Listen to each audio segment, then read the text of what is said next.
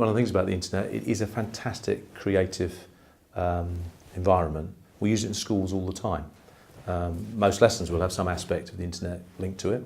It's meant to be fun. That's the main idea of social media. It's a way to connect to your friends and family, but it's just a shame that sometimes things can go horribly wrong, and we try and teach them that it can go wrong, but you need to just be careful. Children at primary school, parents do kind of know what they're doing. They're much more involved with their lives. Once they come up to secondary school, it is a big change. They're coming to a place with many, many more children.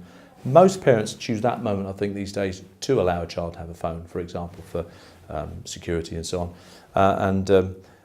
I believe that's true, that actually there are different challenges as they come up to secondary school. Children aren't talking face to face anymore, and they're talking via their apps and phones.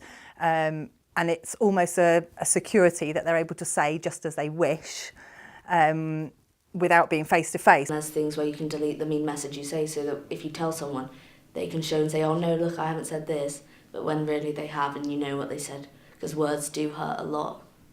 In this day and age, children care an awful lot earlier about how they look and what's socially acceptable.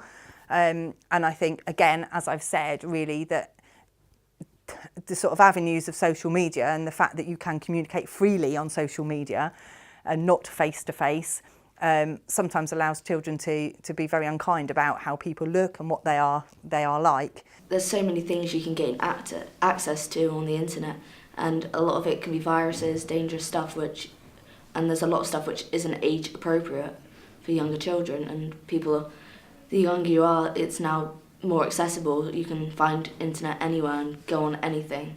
Technology's changing and you want them to embrace it, but not to be scared of it, so they need to know where the dangers are and keeping them safe while they're at school, so that in the future they'll be alright with using all the technology.